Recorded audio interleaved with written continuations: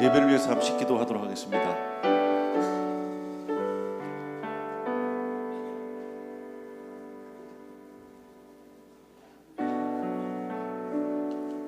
올 한 해를 주님께서 지켜주시고 인도하여 주시옵소서. 저희들은 할 수 없습니다. 어제 주님께서 인도하심을 말미암아 저희의 삶을 주관하여 주시고 저희를 축복하여 주시옵소서. 주님께 늘 헌신하는 마음으로 다가서기를 원합니다. 주님만이 나의 산 구주심을 이 시간도 고백합니다. 주님 인도하여 주시옵소서. 오늘도 찬양을 통해 주께 영광 돌릴 때 기뻐 받아 주시옵소서. 오직 주님만을 찬양하며 예수님의 이름으로 기도드립니다. 주님이 말씀하신 그 말씀대로 살기를 희망하며 나아가길 소원합니다. 주님 말씀하시면 내가 나가리라. 주님 뜻이 아니면 내가 멈춰서리다. 나의 가고서는 것 주님 뜻에 있으니 오 주님 나를 이끄소서. 주님 말씀하시면 주님 말씀하시면 내가 나가리라. 주님 뜻이 아니면 내가 멈춰서리다. 너의 광고 서는 것 주님 뜻이 있으니 오 주님 나를 이끌소서. 뜻하신 그곳에 나 있기 원합니다. 이끄시는 대로 순종하며 살리니 연약한 내 영혼 통하여 일하소서. 주님 나라와 그 뜻을 위하여 그곳에 나 있기 원합니다. 이끄시는 대로 순종하며 살리니 연약한 내 영혼 통하여 일하소서. 주님 나라와 그 뜻을 위하여 오 주님 나를 이끌. 주님 말씀하시면 내가 나가리다. 주님 말씀하시면 내가 나가. 주님 뜻이 아니면 주님 뜻이 아니면 내가 멈춰서리다. 내가 멈춰서리다. 나의 가고 서는 것 주님 뜻에 있으니 오 주님 나를 이끌. 주님 말씀하십니다. 내가 나가리다. 주님 말씀하시면 내가 나가리다. 주님 뜻이 아니면 내가 멈춰서리다. 나의 가고 서는 것 주님 뜻에 있으니 오 주님 나를 이끌소서. 뜻하신 그곳 뜻하신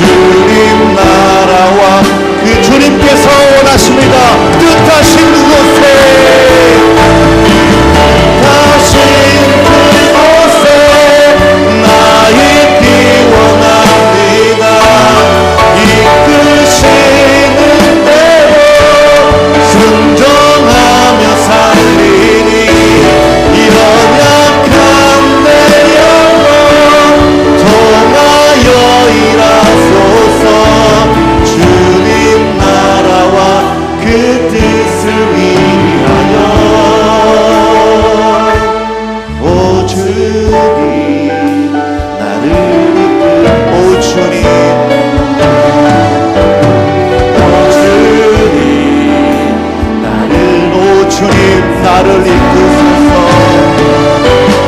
오 주님 나를 이끄소서.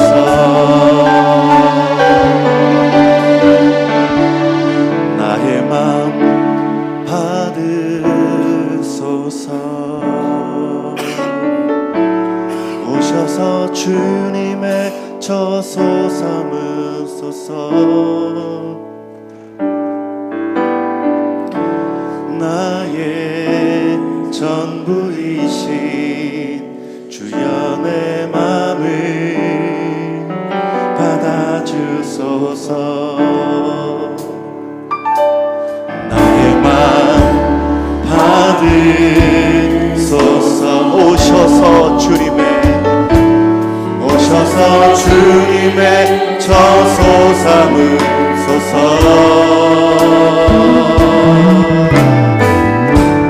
나의 전부이신 주여 내 맘을 받아주소서. 오 나의 맘을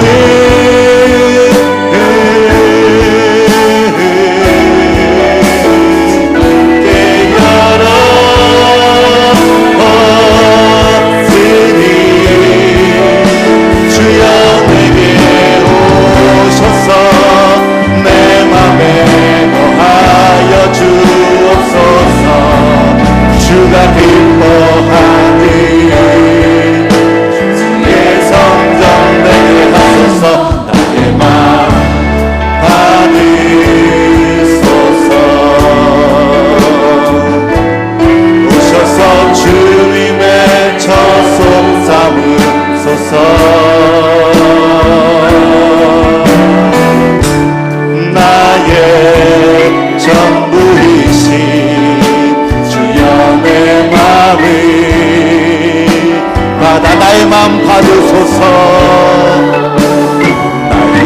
나의 마음 받으소서.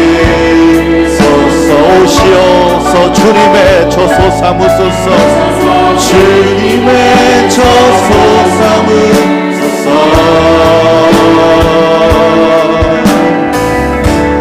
나의 전부이신 주여 내 맘을 받아오. 나의 맘을 오 나의 맘을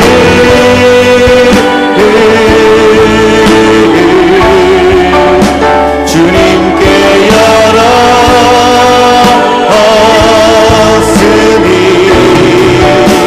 주여 내게 오셔서 내 맘을 거하여 주옵소서. 주가 기뻐하니 주의 성전 되게 하소서. 나의 마음 받으소서.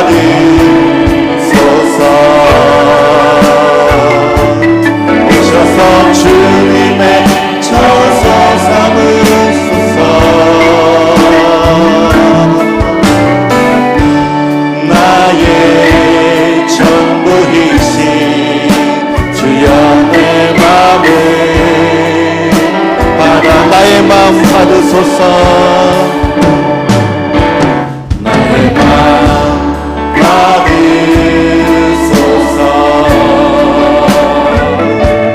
오셔서 주님의 저소 삼으소서. 나의 전부이신 주여 내 맘을 받아주소서.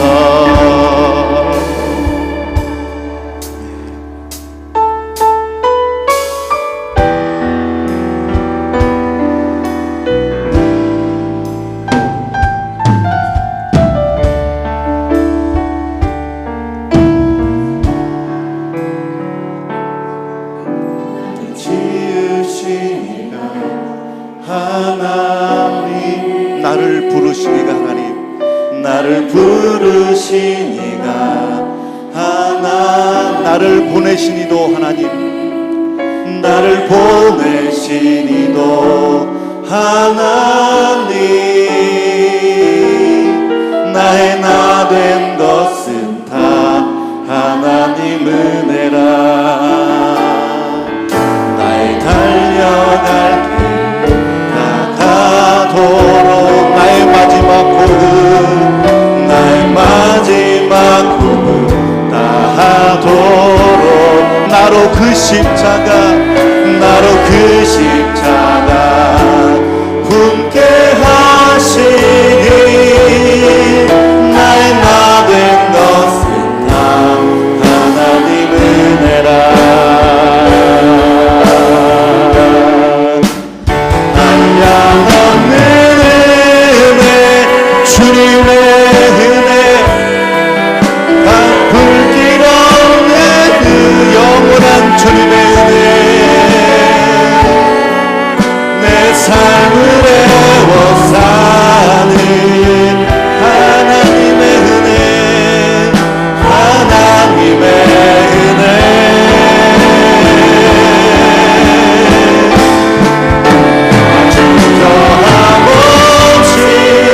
나 주저함 없이 그 땅을 밟음도 나를 붙드시는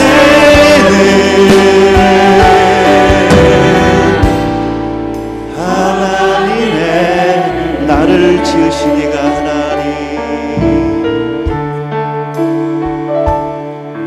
나를 지으시니가 하나님 나를 부르시니가 하나님 나를 보내시니도 하나님 나의 나 된 것은 다 하나님 은혜라.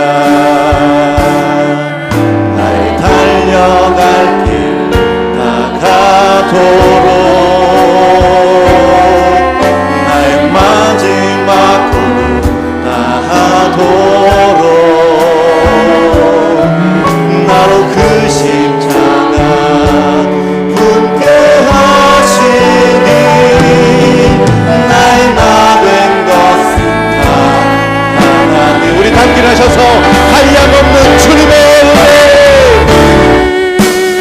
한량없는 은혜 주님의 은혜 불길 없는 은혜 넓으신 주님의 은혜 내 삶을 애워 사는 하나님의 은혜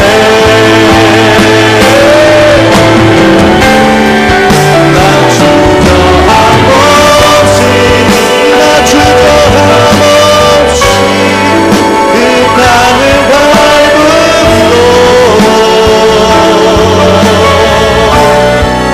나를 붙드시는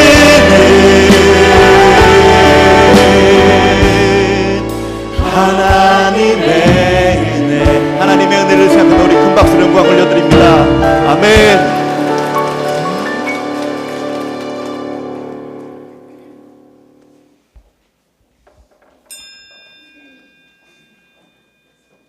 하나님은 영이시니 예배하는 자가 영과 진리로 예배할지니라. 아멘.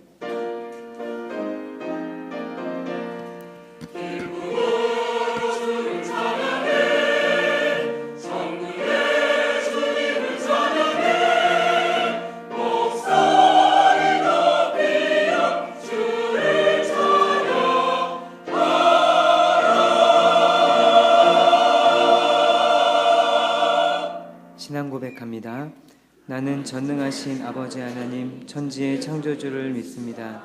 나는 그의 유일하신 아들 우리 주 예수 그리스도를 믿습니다. 그는 성령으로 잉태되어 동정녀 마리아에게서 나시고 본디오 빌라도에게 고난을 받아 십자가에 못 박혀 죽으시고 장사된 지 사흘 만에 죽은 자 가운데서 다시 살아나셨으며 하늘에 오르시어 전능하신 아버지 하나님 우편에 앉아 계시다가 거기로부터 살아있는 자와 죽은 자를 심판하러 오십니다. 나는 성령을 믿으며 거룩한 공교회와 성도의 교제와 죄를 용서받는 것과 몸의 부활과 영생을 믿습니다. 아멘. 한 주간의 삶을 돌아보며 참회의 기도를 드리겠습니다.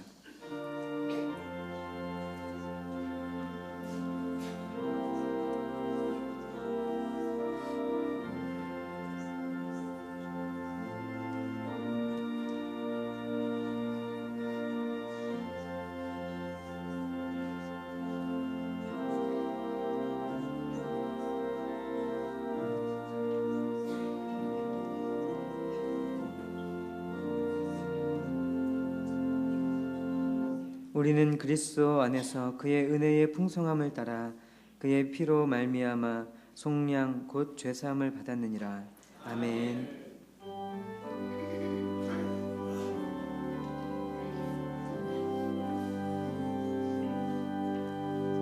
모든 영광은 하나님께, 모든 영광을 하나님께, 온 마음과 뜻 다해 주 사모합니다. 모든 영광을 하나님께.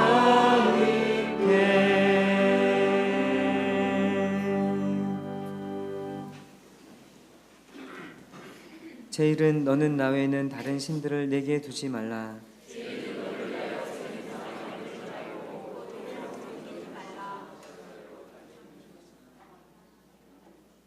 제3은 너는 내 하나님 여호와의 이름을 망령되게 부르지 말라. 제5는 내 부모를 공경하라. 제7은 간음하지 말라. 제9는 내 이웃에 대하여 거짓 증거하지 말라. 아멘.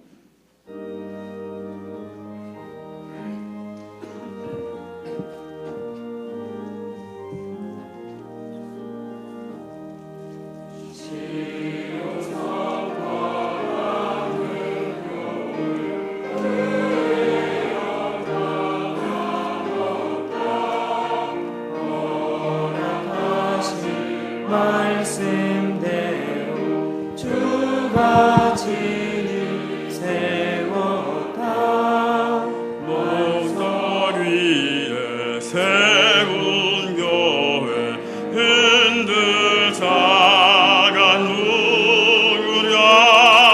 모든 원수 해워싸도 아무 근심 없도다. 생명샘이 솟아나와 모든 성도 마시니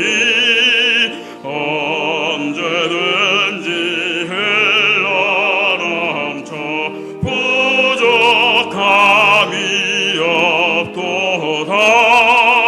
이런 돌이 흘러가니 목마를 자 누구랴.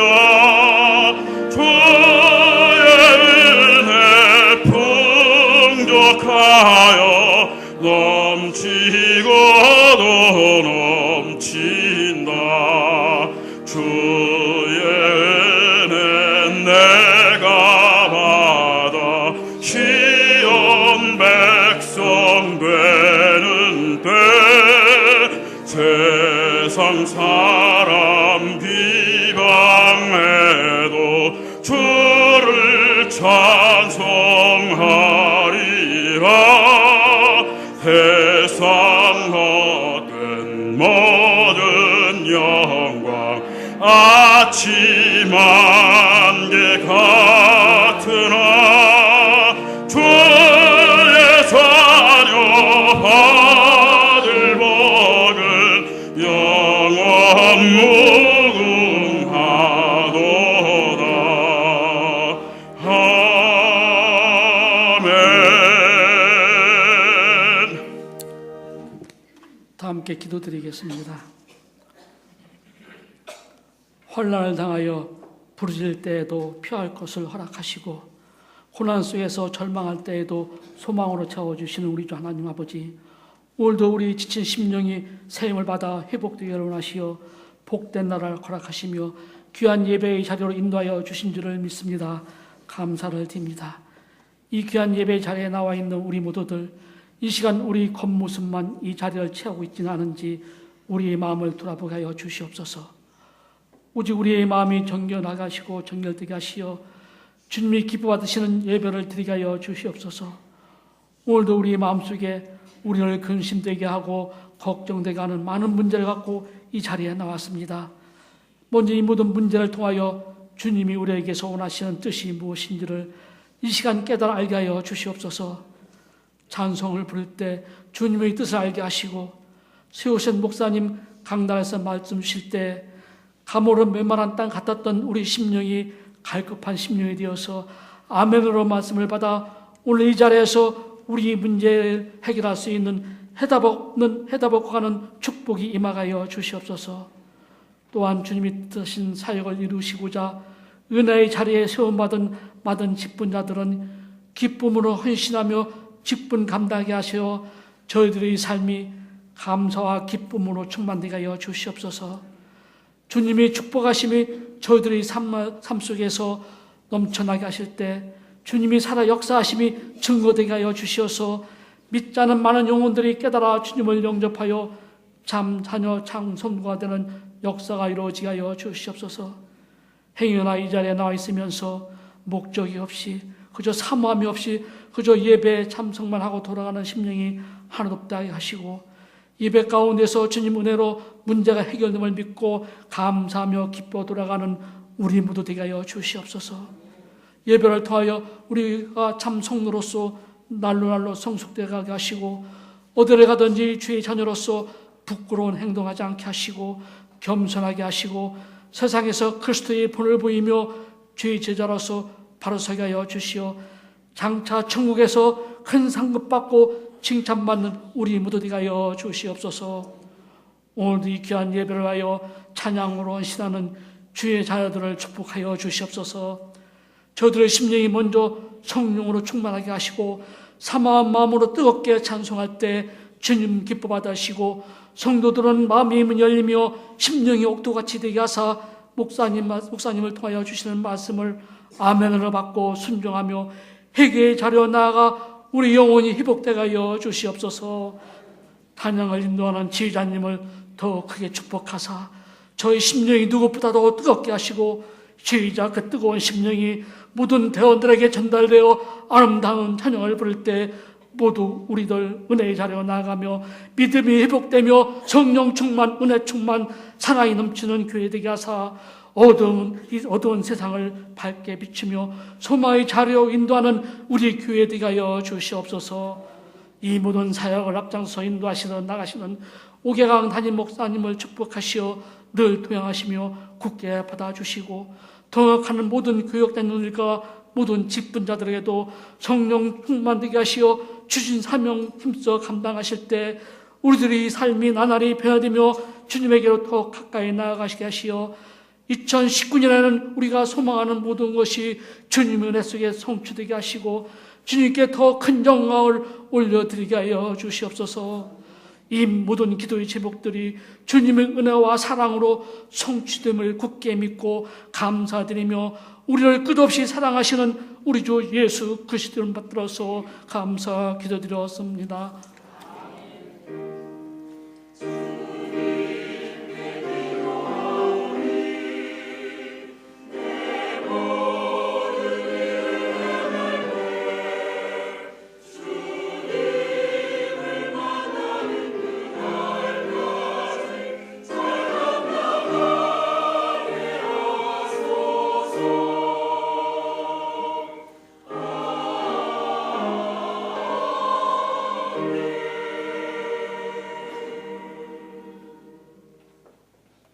일어나서 하나님의 말씀을 받겠습니다.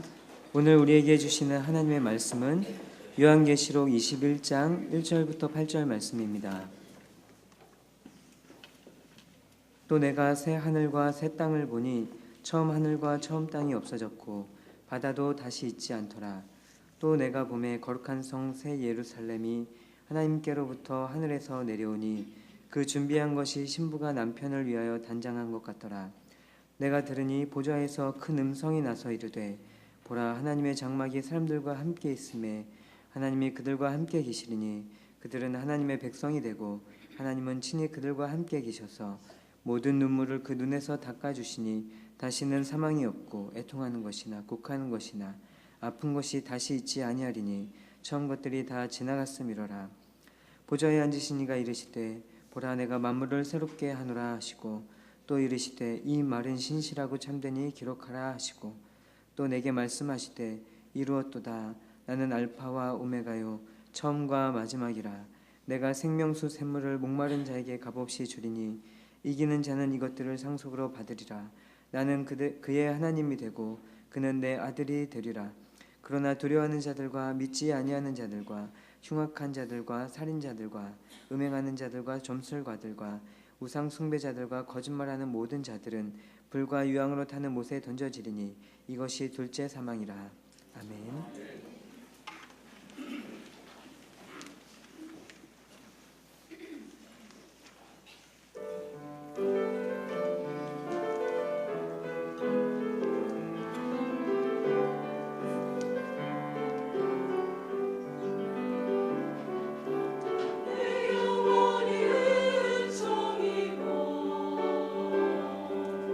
주와 떼지 못하오니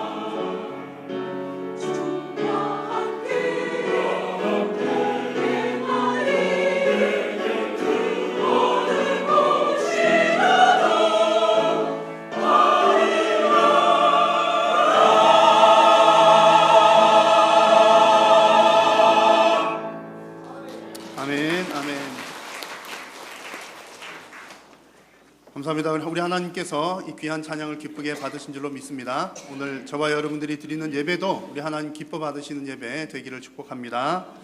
교회 소식을 전해드리겠습니다. 이번 주는 설 명절 주간인데 여러분의 모든 가정 위에 우리 하나님의 은총이 충만하게 임하시기를 축복합니다.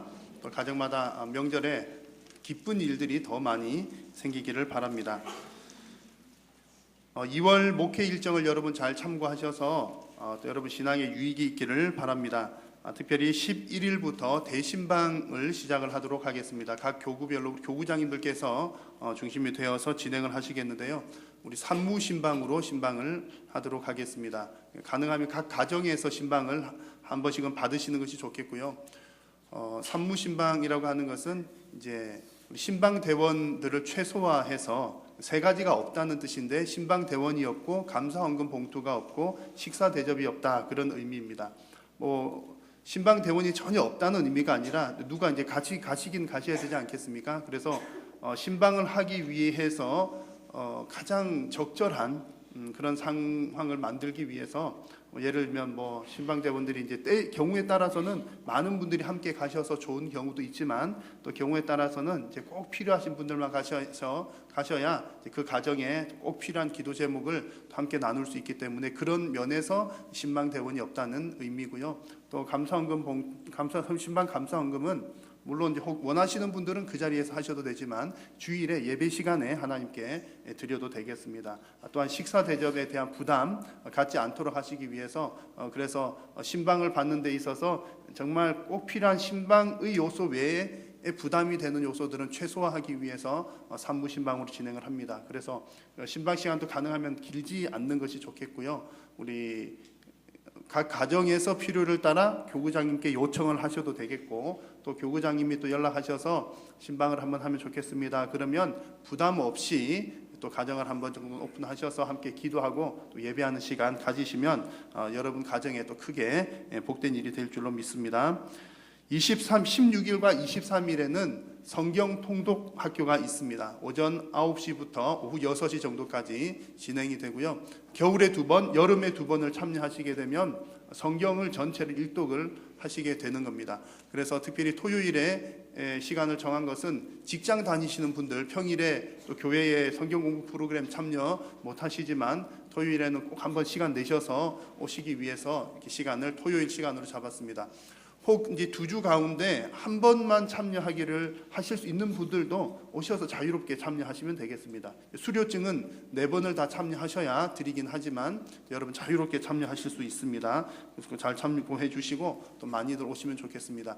지난주에 교사대학에 관한 광고 말씀을 드렸는데 교사대학은 우리 교회 주일학교를 섬기시는 교사님들이 1차적인 대상이긴 합니다만 우리 성도님들도 참여하실 수가 있겠습니다. 그래서 자세한 문의는 교육국장인 정창훈 안수집사님께 또 문의를 해주시고 신청도 해주시면 되겠습니다.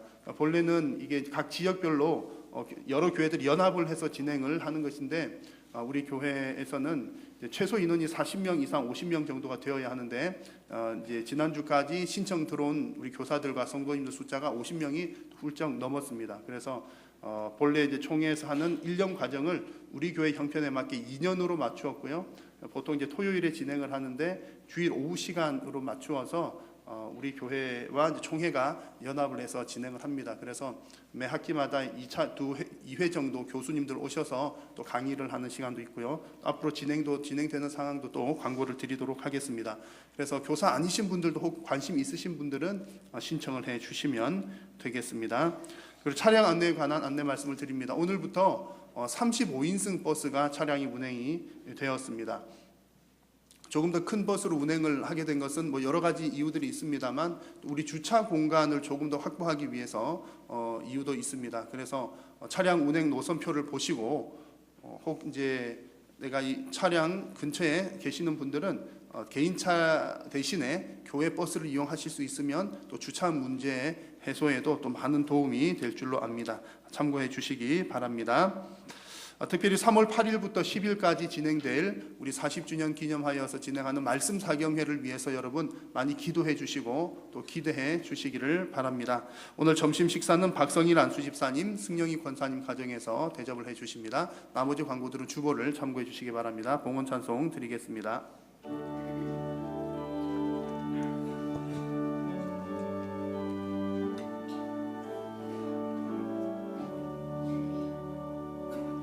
내게 있는 모든 것을 아낌없이 드리네. 살아가고 의지하며 주만 따라 살리라. 주께 드리네. 주께 드리네. 살아가는 구주 앞에 모두 드리네. 하나님 감사합니다. 지난 한 주간도 우리 성도님들의 삶 가운데 늘 동행하여 주시고 날마다 은혜 베풀어 주심을 감사합니다. 오늘도 예배의 자리에 나오면서 하나님께서 주신 은혜에 감사하며 우리의 마음과 정성을 담아 귀한 물질을 주님 앞에 올려드립니다. 정성껏 드린 물질이 하나님 나라 위하여 귀한 목적대로 쓰임받도록 도와주시고 주님께 드리고는 싶으나 여러 가지 어려움들, 환경이 여의치 않는 우리 성도님들에게는 드릴 수 있는 환경과 심을 수 있는 씨앗도 허락하여 주옵소서. 물질뿐만 아니라 삶으로 봉사로 헌신하는 모든 삶의 예물도 하나님께서 기뻐 흠량하여 주시고 특별히 보이지 않는 곳에서 이름도 없이 빛도 없이 섬기는 귀한 헌신을 하나님께서 기억하여 주옵소서. 우리의 모든 삶을 통하여 성삼위 하나님께서 홀로 영광받아 주시옵소서. 이 시간 말씀을 받을 때에 모든 마음밭들이 옥토와 같은 마음밭 되게 하여 주시고 하나님의 말씀을 잘 분별하여 듣게 하시며 또한 말씀대로 순종하며 살아가는 우리 모든 성도님들 되게 하여 주시옵소서. 성도님들의 모든 삶의 형편 가운데 혹 주님 어려움이 있거나 주님 또 간절한 기도의 제목들이 있다면 살아계신 하나님 들으시고 응답하여 주시고 우리 모든 삶의 문제도 주님 해결하여 주시옵소서. 남은 예배 시간도 성삼위 하나님 홀로 영광 받으시기를 간절히 비오며 구주 예수님의 이름으로 기도드립니다. 아멘. 아주 절친한 두 사람이 있습니다. 이 두 사람이 새벽 일출을 보기 위해서 등산을 하기로 결정을 했습니다.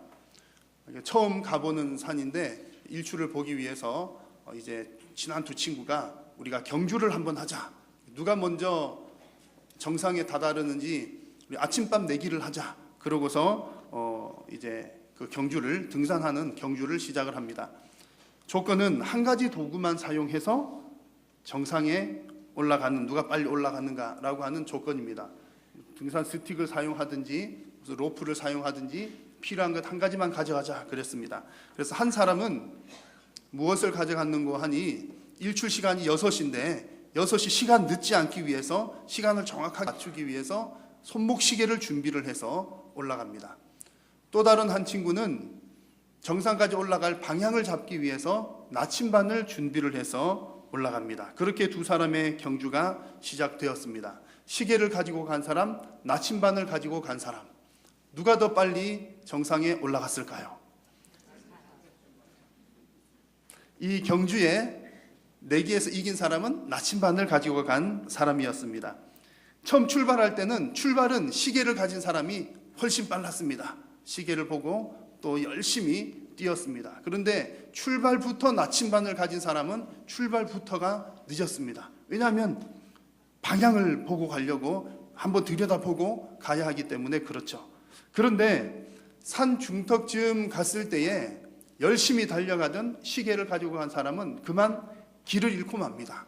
깜깜한 한밤중이었고 처음 가는 길이었고 다 나무들, 오솔길도 여러 갈래들이 있어서 중간쯤 가니까 방향을 잃어버리는 겁니다. 길이 한 길로만 이렇게 나 있는 것이 아니라 지그재그 막 나와 있었기 때문에 그런 것이죠.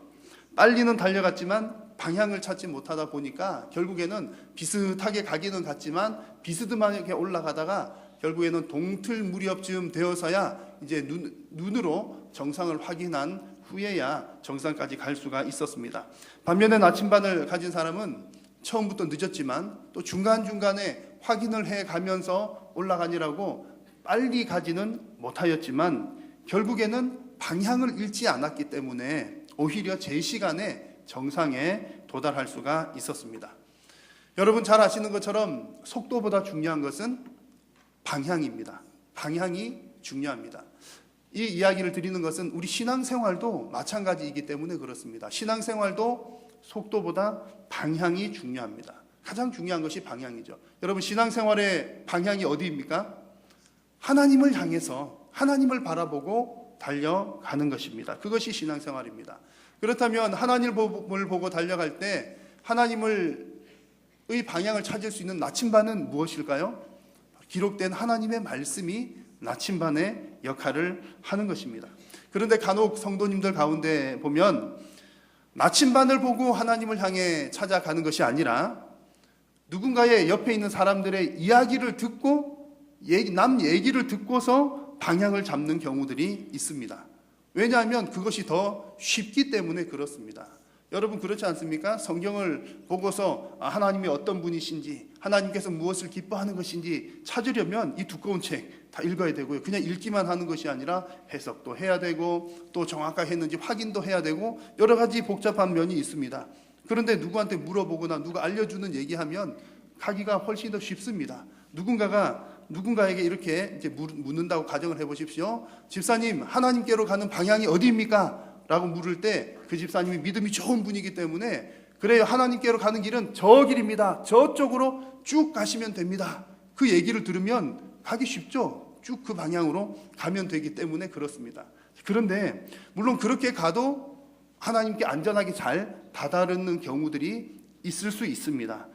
그러나 문제는 때로는 정확하지 않는 경우들도 있다는 것이 문제입니다. 왜냐하면 사람들은 제각각 내가 복음을 가지고 있기 때문에 그렇습니다. 하나님 말씀대로 신앙을 하는 것이 아니라 내 경험과 내 생각과 내 판단이 들어간 내가 복음, 마태복음도 아니요 요한복음도 아닌 내가 복음으로 신앙생활을 하는 경우들이 있는데 뭐 그런 경험이 다 나쁘다는 얘기는 아니지만 분명히 하나님의 말씀보다 더 권위 있는 것이 아닌데 또 그것이 더 정확한 것도 아닌데 가끔 잘못되기라도 한다면 엉뚱한 길로 가기 십상이기 때문에 그렇습니다. 여러분 우리 신앙생활에 있어서 중요한 주제인 천국에 관한 얘기도 마찬가지입니다.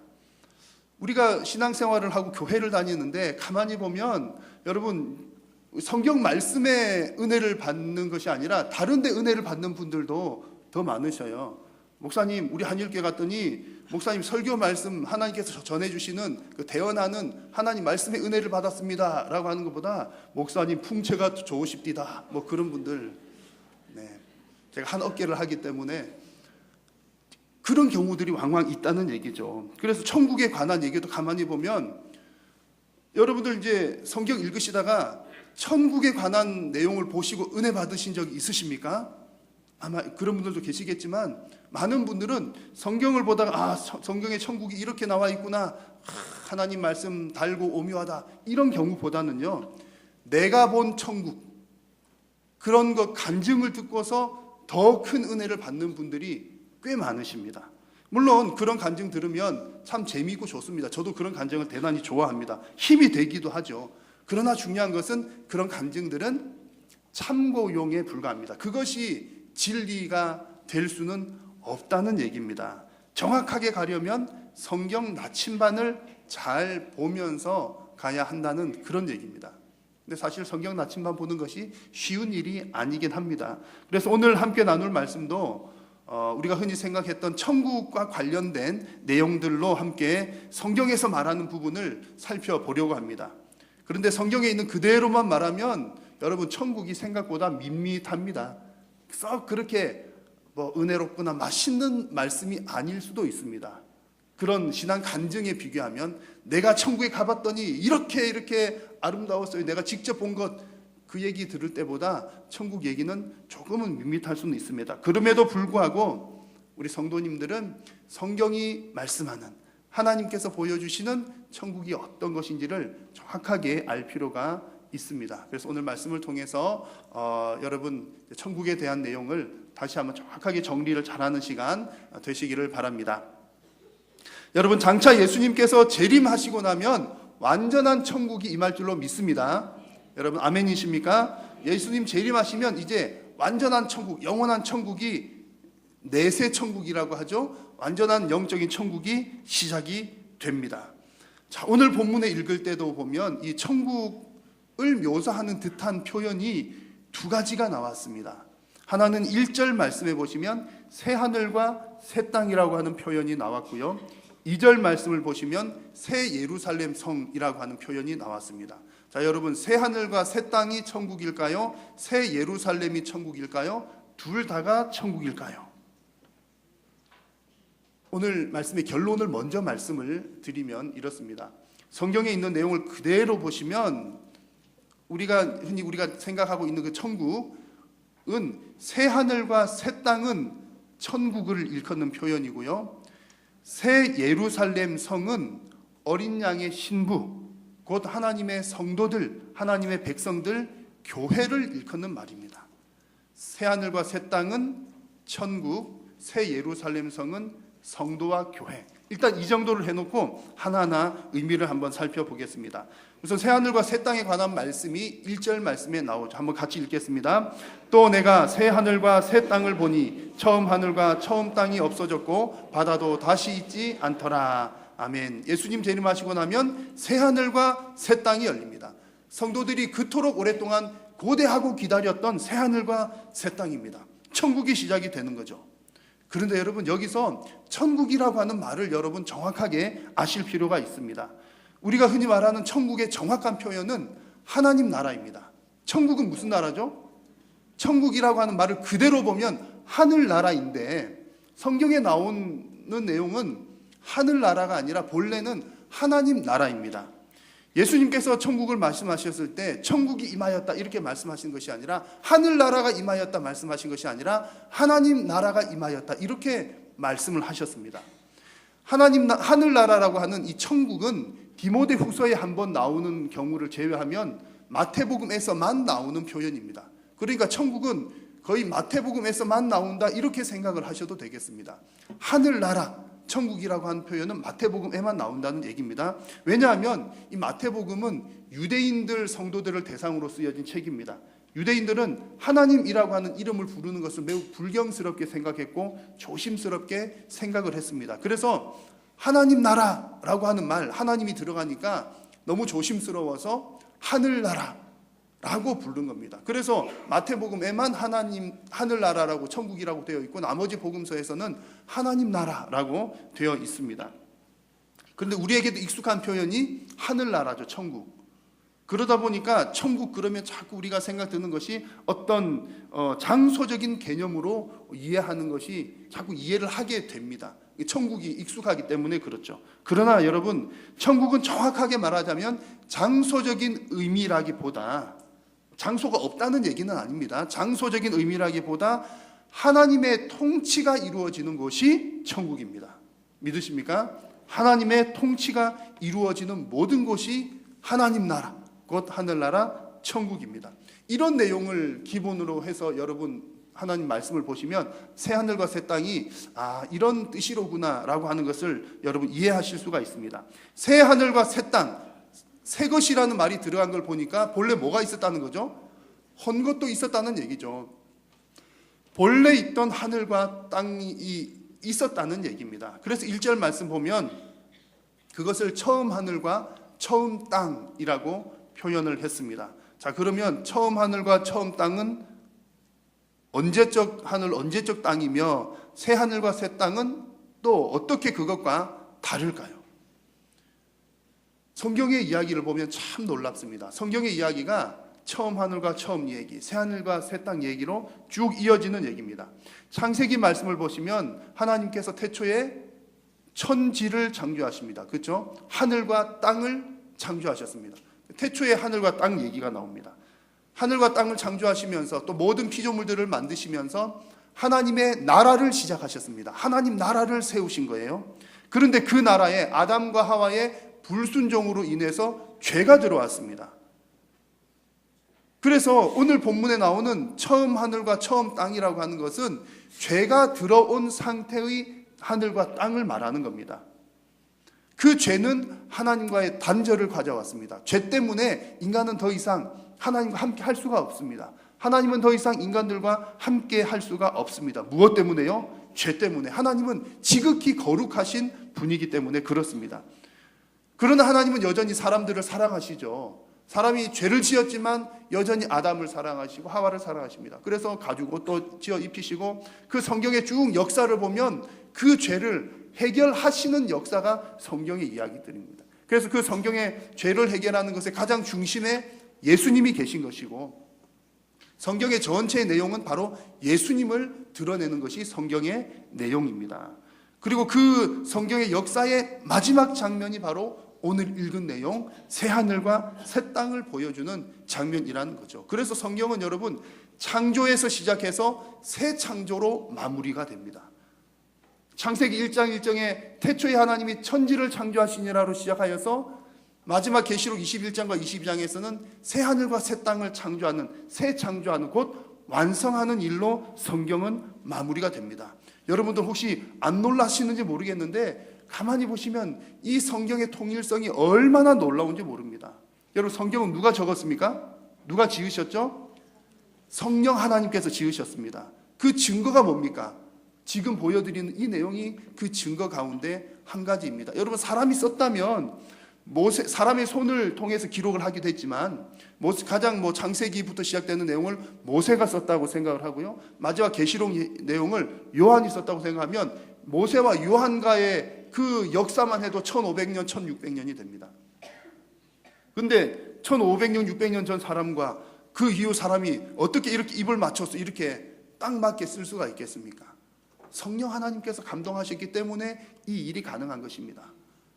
놀라운 섭리죠.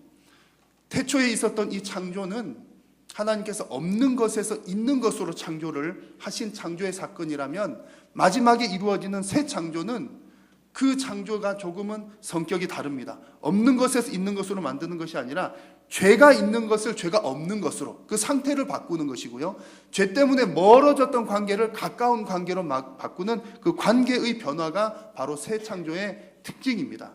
그래서 새 창조는 완전히 새롭게 되는 창조다, 이렇게 이해를 하시면 되겠습니다. 자, 그러면 여러분, 어떤 것들이 새롭게 됩니까?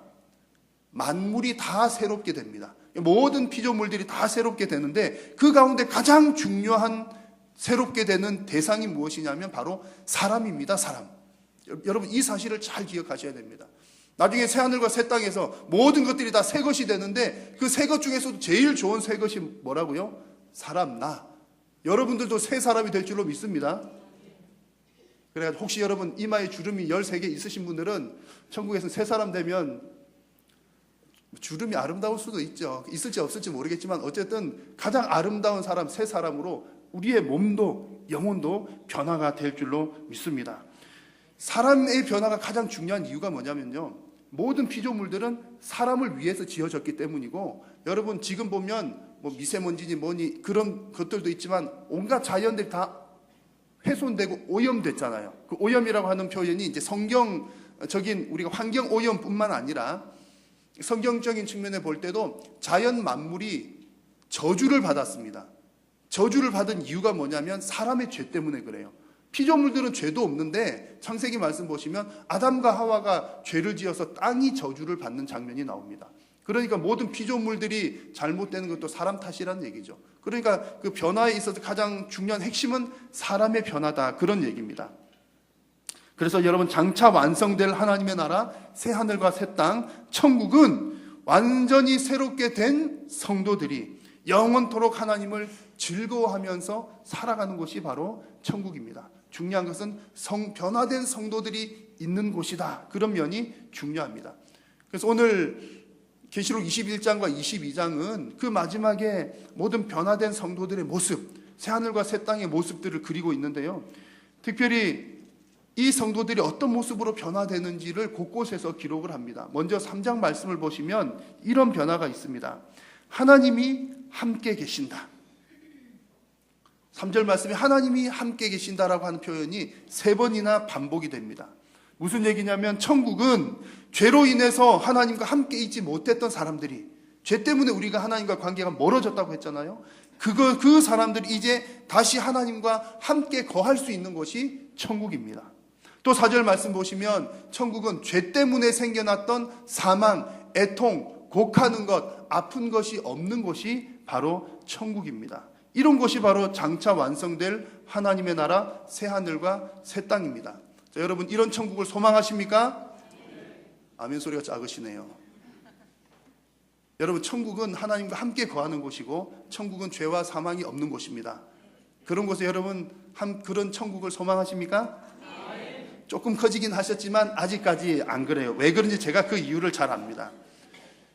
왜 그런 거 아니? 여러분 아마 지금 제가 여기까지 말씀을 드리면 아직 한 가지 아쉬운 점이 있으실 거예요. 틀림없이 좀 아쉬운 감이 있을 겁니다. 오늘 목사님이 천국 얘기한다 했는데 그러면 내가 천국 얘기 들을 때 내가 본 천국 그런 거 하니까 천국은 황금길이요, 온 벽들도 무슨 보석 벽이요, 문들도 진주문이요, 야, 그리고 뭐 높은 빌딩이요, 옛날에 빌라라고 그랬잖아요.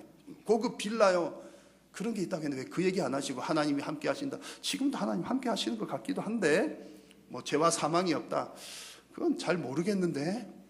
그래서 여러분 천국 그러면 다른 것 기대하시는 면이 있으셔가지고 하나님 함께 하시는 곳이 천국입니다. 그러니까 별 감동이 없으셨을지 몰라요. 제가 처음 말씀드렸잖아요. 성경은 있는 그대로 천국 얘기 들어보면 밋밋할 수가 있습니다.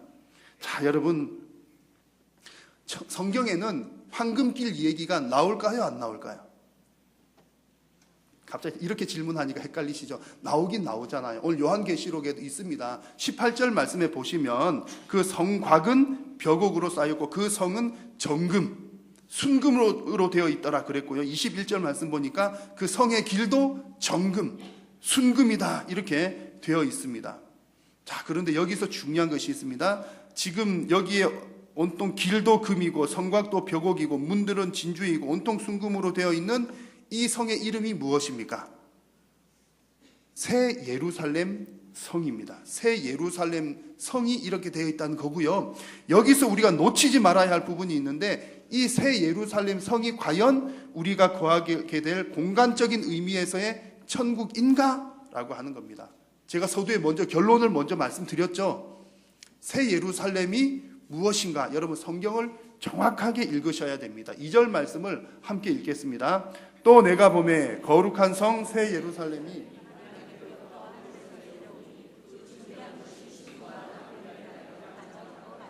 아멘. 새 예루살렘 성이 어떤 의미인지에 대한 중요한 단서가 있습니다. 신부라고 하는 표현입니다. 오늘 이 2절 말씀 보니까 새 예루살렘이 뭐라고 표현되어 있습니까? 신부라고 되어 있습니다. 9절 말씀을 보시면 또 이르되 오라 내가 신부 어린 양이 안에 신부를 보여주겠다. 그러고서 10절부터 보여주는 내용이 뭐냐면 새 예루살렘 성을 보여주십니다. 그러면 여러분 새 예루살렘이 뭐라는 얘기죠? 신부라는 얘기입니다. 신부. 새 예루살렘은 성은 신부이다. 믿으십니까? 안 믿으시는 눈치인데 성경에 자세히 보시면 새 예루살렘 성은 신부입니다. 그렇죠? 여기서 신부는 누구입니까? 성경에는 신부를 누구를 신부라고 묘사를 하죠? 성도들. 우리가 그때 계시록 앞에서도 봤잖아요.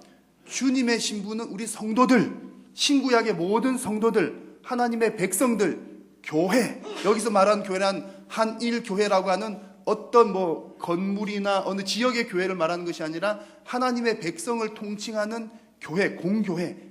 교회가 바로 하나님의 주님의 신부입니다. 그럼 이 신부가 누구라고요? 무엇이라고요? 새 예루살렘 성. 그러면 새 예루살렘 성은 누구를 말하는 겁니까? 성도, 곧 교회를 말한다는 얘기입니다. 여러분 이해가 되셨습니까?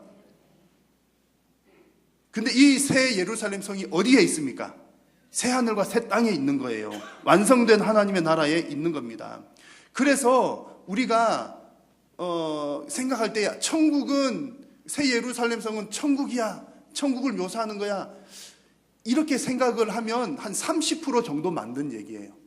왜냐하면 우리 성도들이, 우리도 천국이니까 천국은 뭐라고 그랬죠? 하나님 나라, 하나님의 통치를 받는 곳이잖아요. 그럼 우리 성도들도 하나님의 통치를 받기 때문에 우리도 천국이다, 이런 표현도 뭐 틀린 표현은 아닙니다. 그러니까 성도들, 주님의 교회, 거룩한 성 예루살렘도 천국과 같아, 이렇게 놓고 볼 수 있습니다만, 더 중요한 것은, 정확하게 보는 것은, 이 거룩한 성 새 예루살렘은 교회를 상징하는 것이로구나. 이것이 1차적인 중요한 의미입니다. 그래서 지금 성경에서 이렇게 성을 아름답게 묘사를 하잖아요. 길도 순금이고 온통 순금으로 되어 있고, 벽돌도 벽옥이고 백옥이고, 무슨 온갖 여러 가지 보석들, 또 진주들로 되어 있는, 이렇게 아름답게 묘사를 하는 것은 천국이 이렇게 아름다운 곳이다, 이것을 말하라는 것이 1차적인 목적이 아니라, 교회가, 성도들이 이렇게 아름다운 존재이다, 이것을 보여주는 것이 거룩한 성 예루살렘입니다. 하나님께서 교회와 성도를 이렇게 아름답게 보신다는 얘기죠. 저와 여러분들이 그 보석처럼 아름답다는 얘기입니다. 새 예루살렘 성이 아름다운 더 중요한 이유가 있습니다. 보석 이어서 아름다운 것은 작은 부분에 불과하고요. 2절 말씀을 보시면 이런 표현이 있습니다. 거룩한 성 새 예루살렘이 누구로부터 나옵니까? 하나님께로부터 나옵니다. 우리 성도들이 존귀한 이유는 왜 존귀하죠? 하나님께로부터 성도들이 나오기 때문에 존귀합니다. 내가 태어날 때부터 잘나게 태어나서, 금수저로 태어나서, 뭐 어떠해서 믿음이 좋아서, 잘생겨서, 키가 커서, 그래서 우리가 아름다운 것이 아니라 하나님께로부터 나왔기 때문에 아름답다는 얘기입니다. 3절 말씀 보시면 앞서 보신 것처럼 하나님께서 함께 하시기 때문에 교회와 성도가 아름답습니다. 무엇보다도 11절 말씀을 보십시오. 하나님의 영광이 있어 그 성의 빛이 지극히 귀한 보석 같고 벽옥과 수정같이 맑더라. 보석이 아름답다는 얘기가 아니라 하나님의 영광이 있으니까 보석처럼 아름답더라, 그런 얘기입니다. 여러분, 우리 성도가 아름다운 이유는 하나님의 영광이 함께하기 때문인 줄로 믿습니다. 그러면 천국은요? 우리가 가서 살아야 될 천국은 아름다울까요? 안 아름다울까요? 아름답겠죠, 당연히. 제가 지금 드리는 말씀은 천국은 이렇게 아름다운 건물이 있어, 그렇지 않다는 말씀을 드리는 것이 절대로 아닙니다. 아마 제가 생각할 때는 천국을 나중에 다 가서 보면 상상 이상으로 아름다울 것이 분명합니다. 최하가 바닥은 순금이요, 뭐 벽들은 뭐 무슨 보석, 최하가 그렇다는 얘기입니다. 우리가 볼 때는 최상의 표현이 그거예요. 이 세상에서 묘사할 수 있는 가장 아름다운 묘사가 뭐 있겠습니까? 가장 귀한 것, 금이 귀하잖아요. 변함이 없잖아요. 보석들도 변함이 없고 귀하기 때문에 그렇게 아름답은 것 아닙니까? 그래서 우리가 이 땅에서 가장 좋게 묘사할 수 있는 것이 순금, 무슨 보석, 그런 것들인 거죠. 근데 천국에서는 그것이 최하라는 얘기예요. 적어도 그 정도라는 얘기죠. 여러분, 눈으로 보이는 것으로 말하자면 최소 그런 것인데, 근데 곰곰이 한번 생각을 해보십시오. 그것은 눈에 보이는 것으로 아름다운 것은 잠깐입니다. 잠깐이고 더 중요한 것은 따로 있는 것이죠. 예를 들면 이렇습니다. 여러분, 오늘 아침 길을 걸어 오실 때, 혹은 여러분들이 운전을 해 가실 때, 우리나라 도로가 너무 잘 되어 있잖아요. 아스팔트 쫙 너무 잘 되어 있거든요. 매일마다 아침마다 아스팔트 보시면서 아름답다 아스팔트, 그런 분 계십니까? 안 계실걸요, 아마? 그런 분 계시다면 좀 훌륭하신 분이고요. 근데 과거를 한번 생각해 보시면 비포장 도로였다가 아스팔트 처음 깔았을 때, 그때는 아마 감동이 넘치셨을걸요. 근데 그 감동이 오래 가던가요? 익숙해지면 우리가 밟고 다니는 길이잖아요. 고맙고 참 감사하긴 한데, 여전히 지금도 아스팔트 보면서 야, 아름답다 아스팔트 검은 빛이여, 뭐 이렇게 하는 분들은 잘 없습니다. 천국 가가지고 한번 생각해 보세요. 맨날 밟고 다니는 길이 순금길인데, 지금은 우리가 금을 볼 일이 없어가지고 황금 그러면 귀하다 좋다 그러지만 매일 밟고 다녀보세요. 아마 여러분 천국 가셔가지고 천국 가서 처음 한 일주일은 와, 천국 황금길이네, 너무 좋아, 그러시다가 한 일주일 지나면 뭐 그냥 그렇네, 뭐 우리 집에도 황금이고 옆집도 다 황금, 다 뭐 널린 게 황금인데 뭘, 아마 틀림없이 그럴 겁니다. 드리는 말씀이 뭐냐면, 천국에서 우리가 천국인 이 좋을 것이라고 생각했던 무슨 황금, 무슨 여러 가지 보석, 이것들은 작은 부분에 불과한다. 것입니다. 그 아름다움은 지극히 작은 것에 불과합니다. 그러면 천국에서 가장 아름다운 것은 무엇일까요? 여러분, 천국에서 가장 아름다운 것은 성도들입니다. 성도들입니다. 아멘도 안 하시네요. 왜냐하면 여러분, 모든 피조물 가운데 하나님께서 어떤 피조물을 가장 귀하게 보십니까? 사람들이잖아요. 성도님들입니다. 하나님께서 귀하게 여기시는 성도들이 가장 아름답습니다. 모든 피조물 중에 사람이 으뜸이기 때문입니다. 여러분, 그래서 이것을 생각을 하시면 천국에서 하나님께서 성도를 가장 아름답게 보시는구나. 그게 여러분 이해가 되시면 성경 말씀에서 왜 새 예루살렘 성, 신부를 예루살렘 성으로 묘사를 했는지, 왜 성도들 교회를 그 아름다운 새 예루살렘 성으로 묘사했는지가 이해가 됩니다. 하나님께서 성도를 그토록 아름다운 성처럼 보신다는 얘기죠. 여러분, 하나님께서 저와 여러분들을 그렇게 아름답고 귀하게 여기시는 줄로 믿습니다. 얼마나 여러분 감사하고 기쁘고 좋은 일인지 모릅니다. 그래서 여러분, 우리가 천국 생각하실 때 천국 가면 다른 환경이 좋을 거야, 집들이 좋을 거야, 그것도 기대하셔도 됩니다만, 그것보다 더 큰 기대는 지금은 내가 이렇게 그냥 죄 짓고 못 낳고 그냥 이렇게 저렇게 살아가지만, 지금은 내가 이 땅에서 한 100년 살아가지고 이제 한 100살쯤 되니까 이제 좀 이렇게 주름도 13개 생기고 좀 그러지만, 천국에서는 하나님께서 나를 가장 아름답게 귀하게 여겨주실 것이야. 이것이 우리의 위로가 되는 줄로 믿습니다. 여러분, 새 예루살렘 성에 있어서 중요한 또 한 가지의 특징이 있습니다. 새 예루살렘 성은 아름답다는 얘기를 말씀을 드렸고요. 더 중요한 것은 이 새 예루살렘 성은 거룩한 성이다라고 하는 것이 중요합니다. 오늘 성경에서 이 그냥 새 예루살렘 성이라고 하지 않고 거룩한 성 새 예루살렘이라고 했습니다. 요한계시록 말씀을 보시면 두 가지 성이 나옵니다. 한 가지 성은 어떤 성이었습니까? 기억나십니까? 큰 성 바벨론이 나오고요. 또 오늘 말씀에 거룩한 성 새 예루살렘 나옵니다. 이 두 가지 성이 확연하게 대비가 되어서 나옵니다. 큰 성 바벨론 성은 망할 성입니다. 그러나 거룩한 성 새 예루살렘은 영원히 지속될 성입니다. 그런데 여러분, 아직까지 이 땅에서는 어떤 성이 더 인기가 많을까요? 큰 성 바벨론이 더 인기가 많습니다. 왜냐하면 바벨론이 더 커 보이잖아요. 바벨론이 더 영향력이 있어 보입니다. 세상은 큰 것을 자랑하고 세상은 큰 것이 중요하다고 여깁니다. 그러나 여러분, 큰 것의 생명력은 그리 길지 않다는 것을 성도들은 잘 깨달아 알아야 합니다. 영원한 생명력을 가지는 것은 거룩한 것입니다. 성도와 교회가 바로 그 거룩한 성 예루살렘이란 얘기죠. 하나님께서 성도와 교회가 거룩하게 영원토록 지속되기를 원하신다는 얘기입니다. 그러므로 여러분, 저와 여러분들, 성도와 교회가 소중하게 중요하게 여겨야 될 것은 큰 것을 중요하게 여길 것이 아니라 거룩한 것을 중요하고 소중하게 생각해야 한다는 겁니다. 그래서 거룩한 성 새 예루살렘이라고 하였습니다. 사랑하는 성도 여러분, 성도와 교회의 생명력은 거룩에 있는 줄로 믿습니다. 우리가 중요하게 생각해야 될 것은 큰 것이 아니라 거룩에 있다는 사실을 꼭 기억하시면서 저와 여러분들, 또 우리 한일교회가 하나님 기뻐하시는 거룩한 성 새 예루살렘 되기를 축원합니다. 그런데 이렇게 거룩 얘기를 하면 사실은 좀 부담이 되시죠. 성경에서 성도들을 향해서 거룩해야 된다 그러면 부담스러운 것이 사실입니다. 뭔가 큰 숙제를 받은 기분이에요. 무거운 짐을 하나 짊어진 것 같기도 합니다. 그러나 여러분, 크게 염려하지 마십시오. 왜냐하면 거룩은 내가 만들어내는 것이 아니라 거룩은 하나님께서 부여해 주시는 것이기 때문입니다. 오늘 6절 말씀이 그것을 잘 보여주는데요. 화면의 말씀을 함께 읽겠습니다.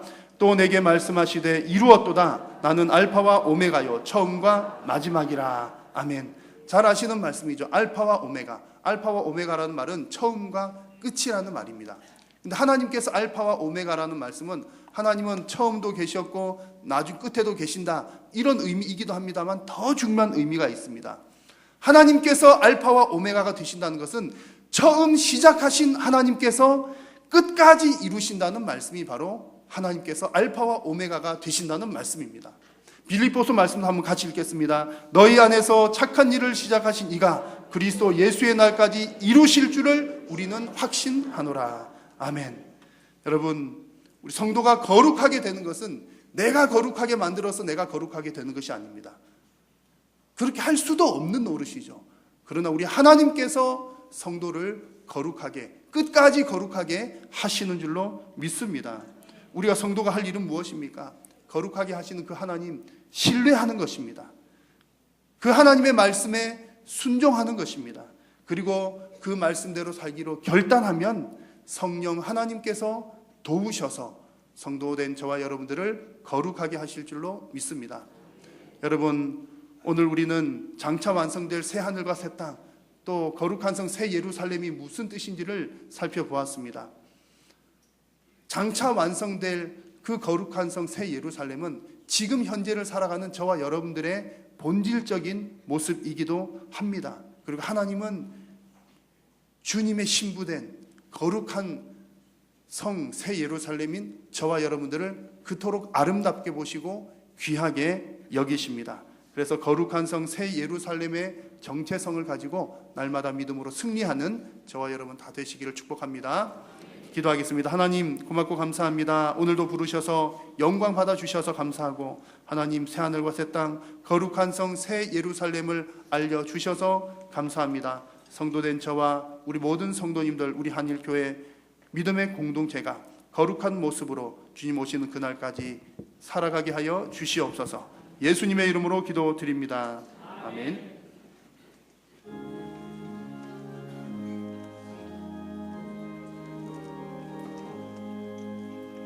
너 시험을 다해 죄 짓지 말고, 너 용기를 다해 곧 물리치라. 너 시험을 이겨 새 힘을 얻고 주 예수를 믿어 늘 승리하라.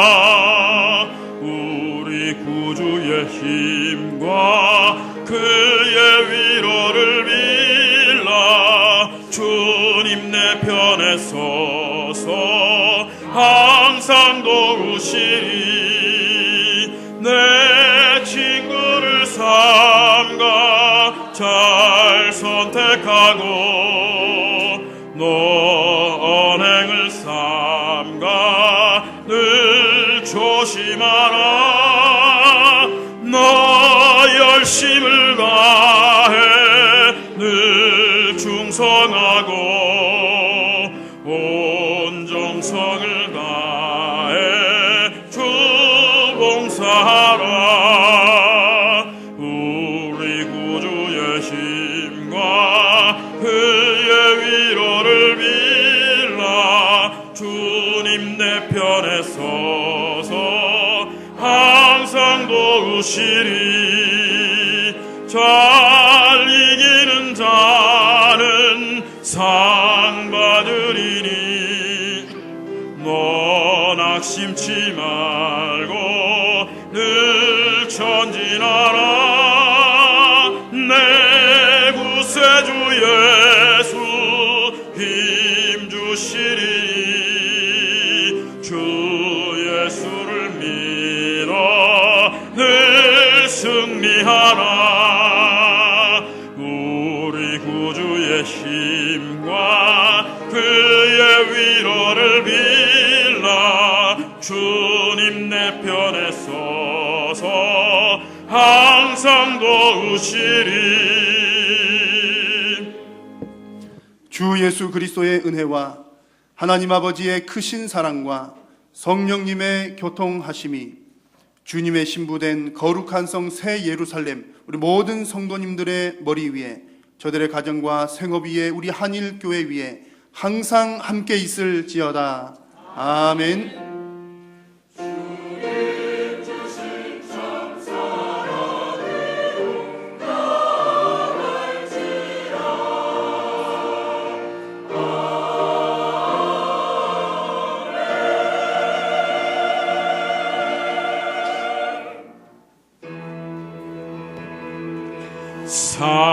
살아계신 주